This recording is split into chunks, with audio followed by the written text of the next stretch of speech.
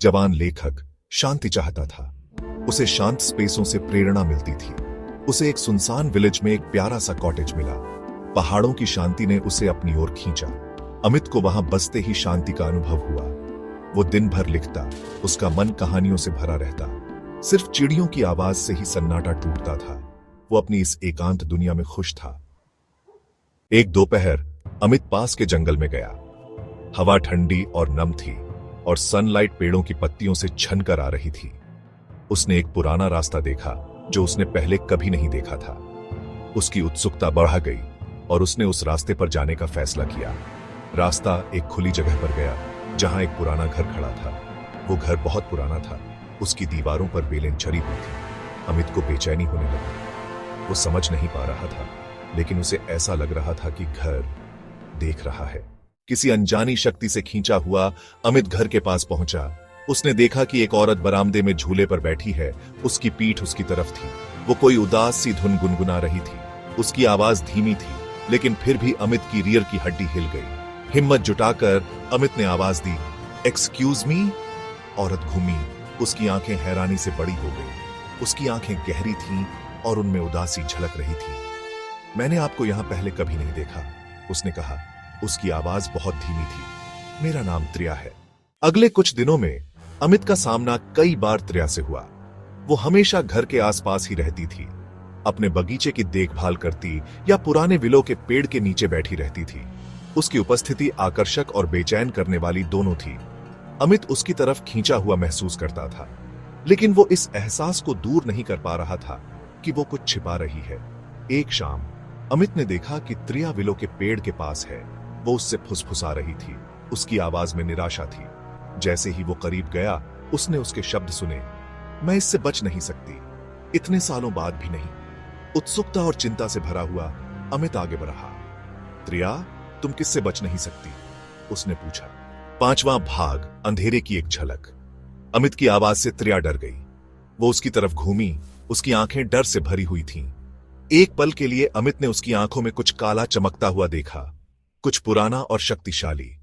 फिर वो गायब हो गया और उसकी जगह उसकी सामान्य उदासी ने ले ली। यह कुछ नहीं है अमित, उसने कहा। उसकी आवाज कांप रही थी। सिर्फ एक पुराना पारिवारिक कर्स है, चिंता की कोई बात नहीं। लेकिन अमित चिंतित था।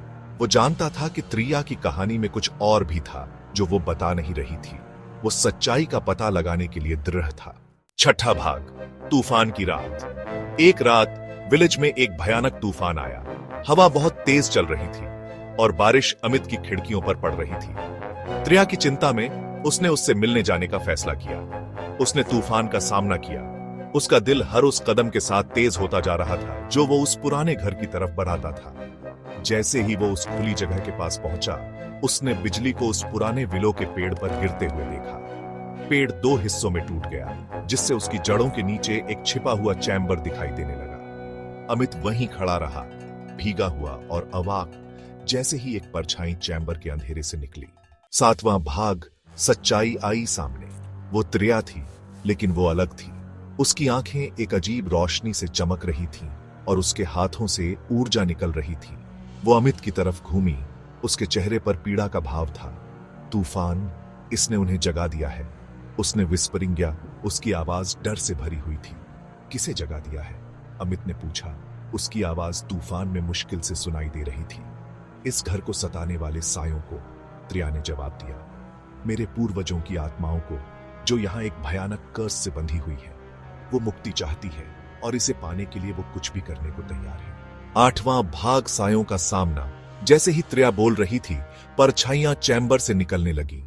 वो घूम रही थीं और आपस में उलझ रही थीं। उनकी आंखें एक ठंडी आग से जल रही थीं। अमित डर के मारे देखता रहा। जैसे ही परछाइयां त्रिया की तरफ बढ़ीं, उनके आकार हवा के साथ बदल रहे थे। त्रिया ने अपनी आंखें बंद कर लीं और अपने हाथ ऊपर उठाए। उसके शरीर से ऊर्जा निकल रही थी। वापस जाओ, वो चिल्लाई। उसकी आवाज शक्ति से भरी हुई थी।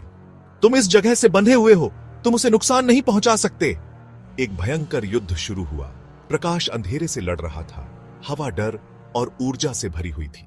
9वां भाग, एक भूतिया रिमाइंडर। अमित ने विस्मय और भय से देखा जैसे ही त्रिया परछाइयों से लड़ी। तूफान चलता रहा। उसके सामने चल रहे युद्ध को दर्शाता हुआ। वो जानता था कि वो किसी प्राचीन और शक्तिशाली चीज से टकरा गया था, ऐसी चीज जिसका कोई तर्क नहीं था। वो फिर कभी पहले जैसा नहीं रहेगा। जैसे ही सुबह हुई, तूफान शांत हुआ और परछाइयां चैम्बर में वापस चली गई।